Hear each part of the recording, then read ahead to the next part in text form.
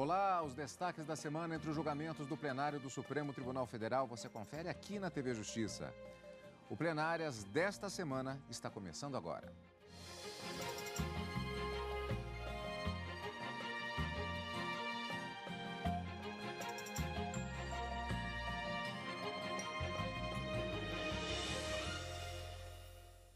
Hoje com os destaques das sessões dos dias 2 e 3 de abril de 2014.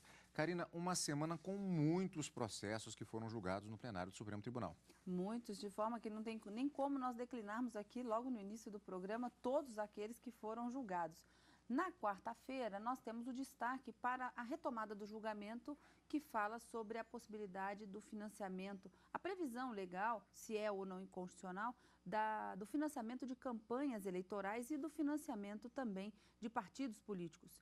Há uma previsão, há uma limitação na legislação, tanto dos partidos políticos como na lei das eleições, que diz que pessoas jurídicas, empresas, somente podem doar 2% do seu faturamento bruto do ano anterior às eleições e que as pessoas físicas podem doar até o limite de 10% do quanto arrecadou no ano anterior, mas essa discussão ainda está pautada no plenário porque o julgamento não terminou.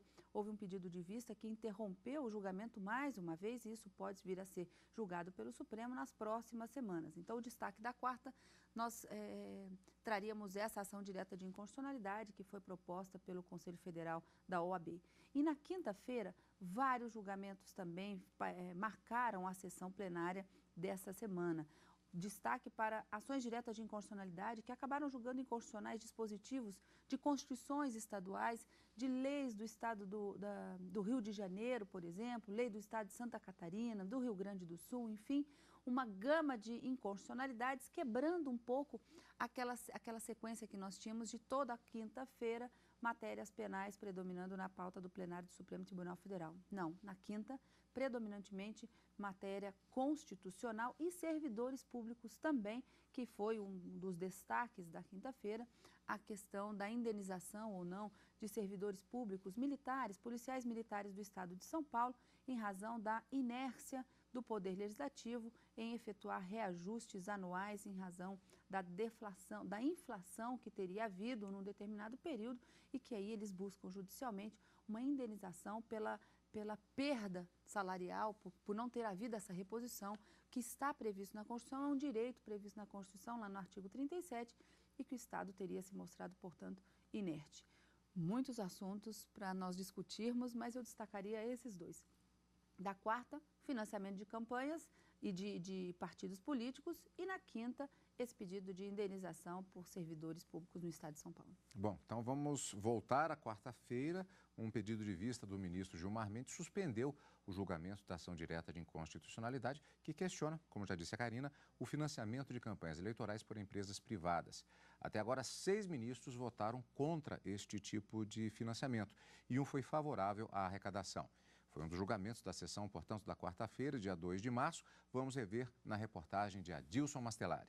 A Corte do Supremo retomou o julgamento da ação direta de inconstitucionalidade proposta pelo Conselho Federal da Ordem dos Advogados do Brasil, que questiona o atual modelo de financiamento das campanhas eleitorais. Na sessão anterior, o relator, ministro Luiz Fux, votou pela inconstitucionalidade parcial de artigo de lei eleitoral na parte que autoriza doações de empresas para as campanhas. Também declarou inconstitucional o artigo da Lei dos Partidos Políticos na parte em que permite que pessoas jurídicas financiem partidos políticos. Seguiram o voto do relator o presidente do Supremo, ministro Joaquim Barbosa, o ministro Luiz Roberto Barroso e o ministro Dias Toffoli. Na ocasião, pediu vista o ministro Teori Zavascki, que em quase uma hora manifestou seu voto pela improcedência da ADI, mas entende que deve haver limites nos financiamentos a campanhas e partidos políticos com mecanismos de controle e sanções. Considerando, como reiteradamente enfatizado ao longo desse voto, que a causa principal das mazelas decorrentes da indevida intromissão do poder econômico nas questões eleitorais não está na inconstitucionalidade do marco normativo, e sim no seu sistemático descumprimento, cabe ao Judiciário, notadamente pelo braço da Justiça Eleitoral, zelar pela efetividade do modelo existente e, se for o caso, reprimir as condutas ilegítimas, aplicando sem tergiversações as consequências previstas na Constituição e nas leis, inclusive a perda do cargo e a inelegibilidade a partidos e candidatos que se valerem abusivamente do poder econômico nos pleitos eleitorais. É indispensável, sim, que o Legislativo cumpra a sua parte e todas as forças sociais devem ser mobilizadas para sensibilizá-lo da urgência no atendimento desse dever constitucional. Mas não há dúvida que também é importante que essas mesmas forças sociais, as entidades organizadas, os órgãos de fiscalização, o Ministério Público, empreendam um continuado esforço coletivo destinado a impor a mudança de comportamento político para minimamente ajustá-los ao modelo existente. É preciso, sobretudo, que os abusos do poder econômico e a corrupção política tenham severa resposta repressiva por parte do Estado, sob pena de tornar ineficaz não só o modelo atual, mas qualquer outro que venha a substituí-lo no futuro. Ante o exposto, senhor presidente, com a devida vênia aos votos em sentido contrário, com aprofundadas razões neles constantes, o meu voto é pela improcedência do pedido. O relator, ministro Luiz Fux, se manifestou para reiterar seu voto. Não é essencial à democracia a participação das pessoas jurídicas e essa atuação era meramente contingencial e não necessária. O aumento dos gastos de campanha não enseja o aprimoramento do processo político. São conclusões tiradas de uma audiência pública quando foram ouvidos especialistas. O direito fundamental à liberdade de expressão, esse para mim foi um argumento decisivo. Não é fundamento de validade de doação de pessoas jurídicas. E sabe por quê? Porque as pessoas jurídicas e a mesma empresa, elas doam frequentemente para mais de um partido que tem ideologias completamente opostas. Agora, o que é pior realmente, são os dados que constataram que, muito embora a exclusão da doação por pessoas jurídicas possam não inibir a formação do Caixa 2, como mencionou o eminente ministro Luiz Zavascki, tornam mais evidentes as campanhas com sofisticadas produções. Além do que, isso é tanto pior, o quadro empírico revela que o modelo atual cria desigualdade de pessoas jurídicas.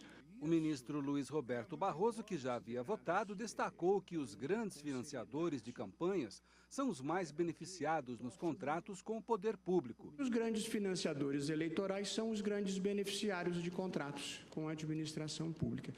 Este ponto, que foi destacado pelo ministro Theory no voto dele, é um dos que a mim mais chama a atenção para a dramaticidade deste modelo que, de certa forma, fomenta e coonesta essa relação promíscua de grandes empresas com o governo. O ministro Marco Aurélio votou pela parcial procedência do pedido. Presidente do Tribunal Superior Eleitoral, o ministro se embasou em relatórios de eleições anteriores e lembrou dos elevados valores de financiamentos de campanhas e quem são os maiores financiadores. O número de empresas doadoras é relativamente pequeno, considerado o universo empresarial brasileiro. Todavia, essa parcela menor de empresas doam muito dinheiro, o que implica a influência política por uma estrutura socioeconômica hierarquizada, cujos membros trocam dinheiro por futuros serviços governamentais. O ministro Ricardo Lewandowski seguiu o voto do relator, lembrando que as leis atuais ferem vários direitos constitucionais e preceitos republicanos. O problema, a meu ver, é que a promessa dos constituintes, solenemente gravada logo no artigo vestibular de nossa Carta Magna, segundo a qual seria instituída no Brasil uma democracia participativa, em complemento à representativa, nunca se realizou plenamente, pois jamais foram removidos os obstáculos na prática intransponíveis para a manifestação direta dos cidadãos no plano da política, mediante plebiscito, referendo e a iniciativa popular previstos no artigo 14, 1, 2 e 3 da Constituição Federal. Já o ministro Gilmar Mendes pediu vista e o tema volta ao plenário em outra sessão. A Corte analisou ainda um mandado de segurança que questionava a decisão do Supremo, que considerou inconstitucional a titularidade de cargos em cartório de notas e registro sem aprovação prévia em concurso público para eventuais vagas ou remoções. O recurso foi rejeitado por unanimidade. Foi examinado também um mandado de segurança contra a decisão do CNJ, que também falava sobre cargos e vagas em serventias extrajudiciais e a necessidade de aprovação em concurso. Por maioria, o recurso foi negado. Bom, Karina, eu acho que podemos dizer que o destaque, tanto da quarta-feira como, na verdade, da semana toda, o grande destaque foi exatamente a questão do financiamento público, do financiamento de campanhas, mas como há a continuidade do julgamento, embora eu já tenha visto algumas pessoas falarem que porque há uma maioria formada, por enquanto, que já estaria proibido o financiamento. Na verdade, não é bem isso ainda, né? O julgamento não terminou, não há um fechamento da questão. Não, de forma alguma, a decisão do Supremo ainda não está valendo, embora, veja, para declarar a inconstitucionalidade de uma determinada lei, é preciso que haja a maioria absoluta dos ministros. E essa maioria absoluta foi alcançada apenas parcialmente, porque o ministro Marco Aurélio, ele votou pela parcial procedência dessa ação direta de inconstitucionalidade. Para o ministro Marco Aurélio, haveria sim uma inconstitucionalidade nessa doação por parte de empresas. Mas em relação às pessoas físicas, que como eu disse, há uma limitação dessa doação de até 10% do rendimento no ano anterior às eleições, o ministro Marco Aurélio entendeu que não haveria qualquer tipo de inconstitucionalidade aí, porque a possibilidade de nós, pessoas físicas, pessoas naturais, podermos fazer essa doação seria uma forma de participar da vida política e que isso não seria absolutamente inconstitucional. Então, nós temos até agora 5 votos pela procedência total da ação proposta pelo Conselho Federal da OAB, no sentido de que essas doações, tanto para campanhas como para partidos políticos, seja por empresas ou por pessoas físicas, é inconstitucional, né? Haveria de um lado o poder econômico e do outro lado a vida política, e isso não se poderia misturar.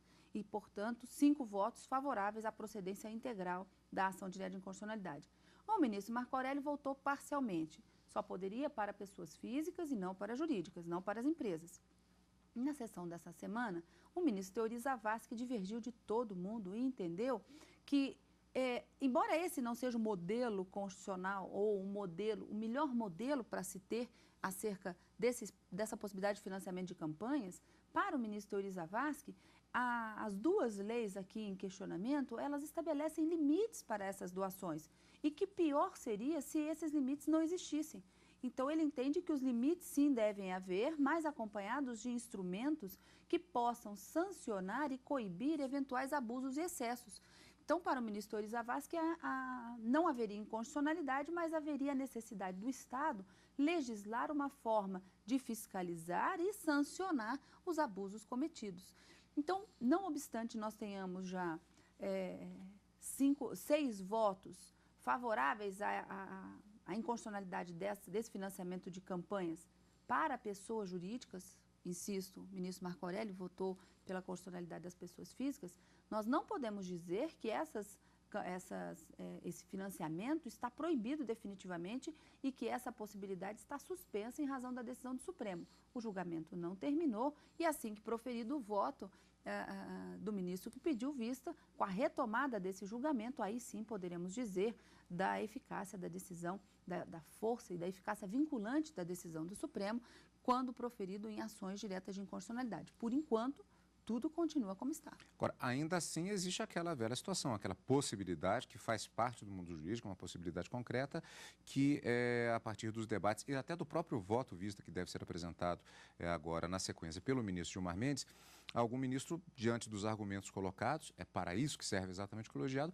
alguém pode até modificar o respectivo entendimento. Então, quer dizer, de qualquer maneira, mesmo que seja fechada uma maioria a partir da apresentação do voto vista do ministro Gilmar Mendes, ainda assim o jogo continua, vamos dizer assim, de qualquer maneira. Exatamente. Enquanto não decidir da ação direta de inconstitucionalidade, os efeitos das leis, os dispositivos das duas leis que são questionados aqui, eles continuam produzindo os efeitos normalmente, como se nada tivesse acontecido. Ainda está num processo de discussão até que se finalize, a lei continua incólume. Bem, destaque da sessão plenária da quarta-feira. Vamos agora para a sessão da quinta-feira, dia 3 de abril. O plenário do Supremo Tribunal Federal aceitou o argumento de alguns governadores e retirou a expressão por qualquer tempo de constituições estaduais. O termo restringia a liberdade do governador de se ausentar do país. Em outro caso, o ministro Teori Zavascki pediu vista em um recurso de policiais militares de São Paulo que querem indenização por falta de revisão anual nos salários. Até agora, 2 ministros foram favoráveis ao pedido dos policiais e um ministro votou de forma divergente. Vamos rever. Os ministros do Supremo voltaram a analisar um recurso extraordinário em que se discute o direito de policiais militares do estado de São Paulo à indenização em razão da revisão anual de seus vencimentos, como determina a Constituição Federal. O recurso chegou ao STF depois que o TJ paulista indeferiu o pedido dos militares de condenação do Estado ao pagamento de indenização para repor as perdas decorrentes da inflação pelo IGPM da Fundação Getúlio Vargas, de janeiro de 1997 até o trânsito em julgado da ação. Os policiais alegavam que o Estado foi omisso e feriu a Constituição Federal ao não enviar o projeto de lei destinado a viabilizar o reajuste anual dos vencimentos dos servidores públicos estaduais.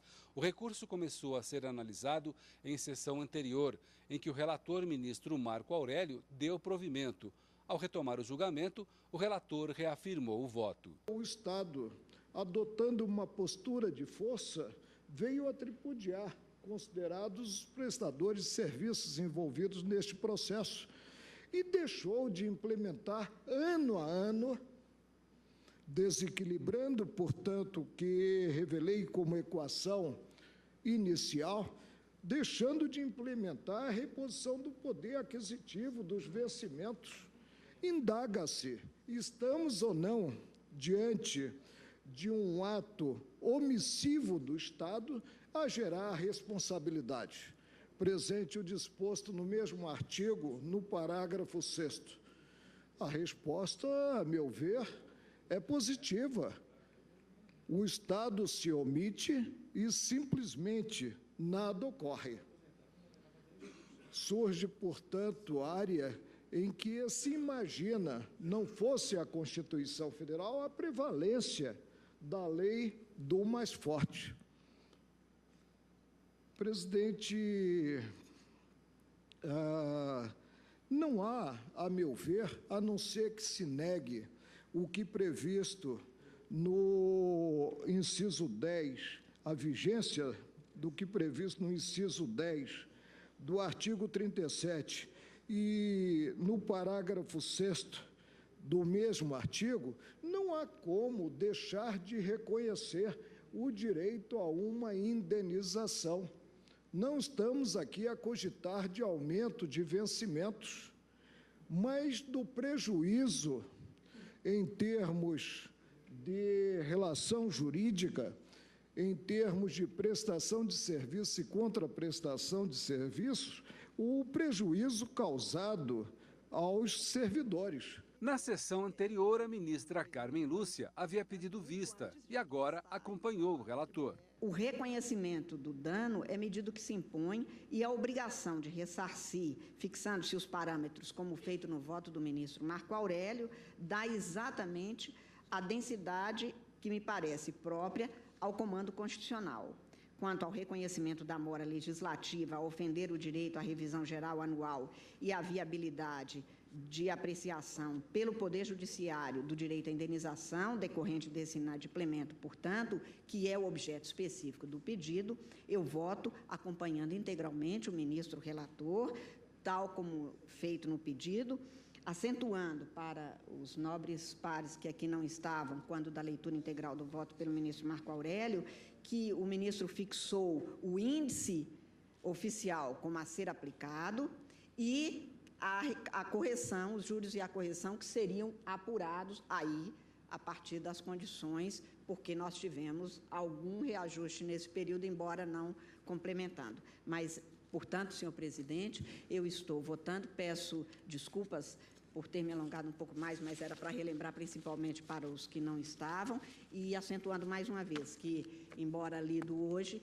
o voto foi liberado alguns meses depois do pedido de vista. Eu voto, portanto, no sentido de dar provimento ao recurso. É como voto, senhor presidente. O ministro Luiz Roberto Barroso divergiu e negou o provimento ao recurso. Embora desejável, nem sempre é possível a revisão anual correspondente aos índices inflacionários. Penso isso por duas razões.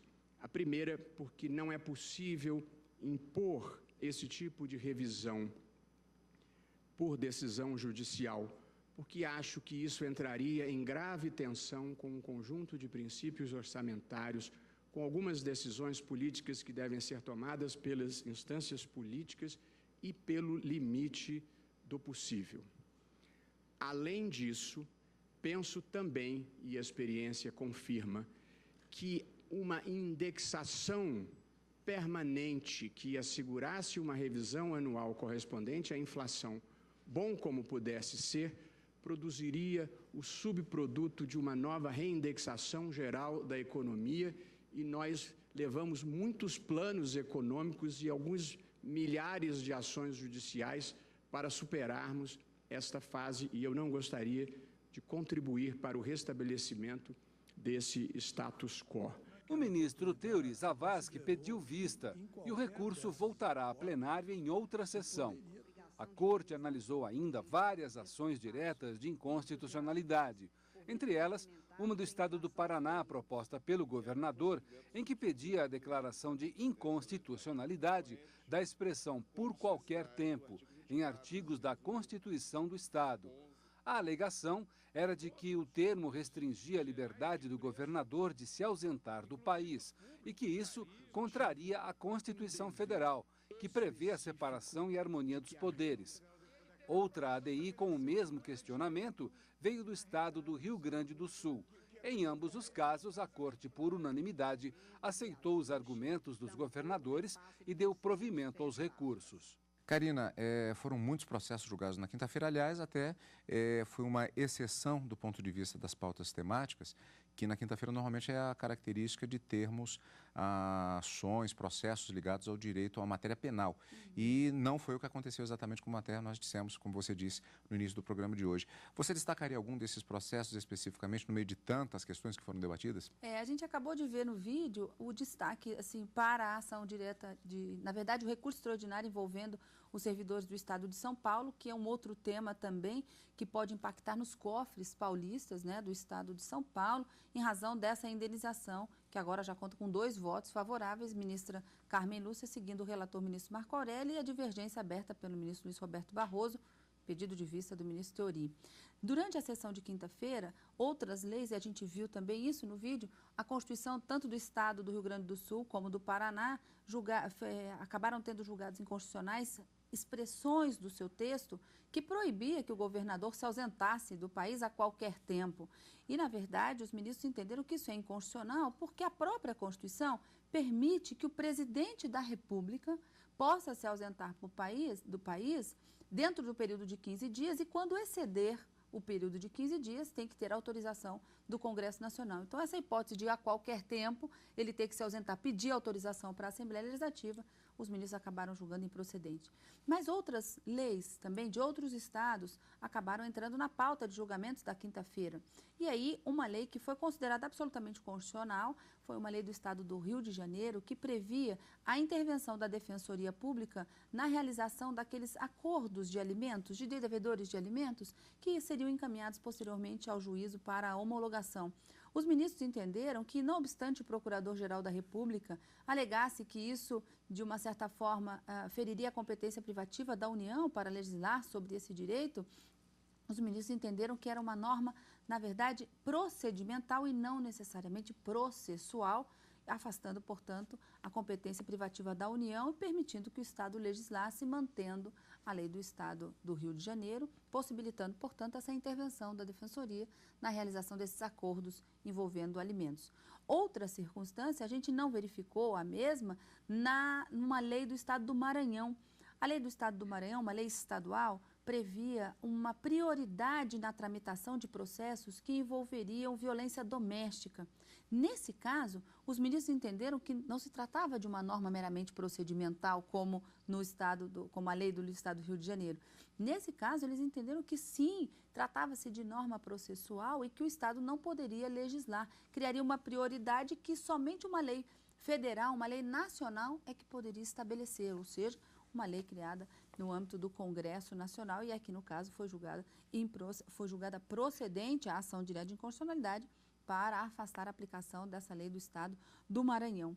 E aí nós tivemos, né, vários outros julgamentos na quinta-feira e um destaque para um ponto final numa discussão de uma ação rescisória que tentava, de toda forma, desconstituir uma decisão da primeira turma aqui do Supremo envolvendo direito sucessório de filho adotivo. E os ministros acabaram no plenário entendendo que o filho adotivo, quando a sucessão, quando o inventário tivesse sido aberto antes da Constituição de 88, havia na legislação a impossibilidade do filho adotivo herdar os bens do seu pai ou da sua mãe adotiva. E essa era uma opção do legislador. E a Constituição de 88, no artigo 227, parágrafo 6º, ela equiparou os direitos dos filhos. Filhos legítimos ou adotivos, não existe mais essa diferença hoje. Hoje todos entram na cadeia sucessória. Mas o que se buscava nessa ação rescisória era justamente tentar interpretar a Constituição ao seu favor para que pudesse ter esse direito sucessório. E ficou decidido que não. A Constituição vale a partir da sua promulgação e não retroage à sucessão aberta anteriormente a ela, colocando-se, portanto, um ponto final nessa discussão. Destaques da semana, na próxima tem mais. Na próxima semana, encontro marcado quarta e quinta-feira ao vivo, no Direto do Plenário, e no final de semana com plenárias. Obrigado pela companhia, como sempre, e continue conosco na TV Justiça.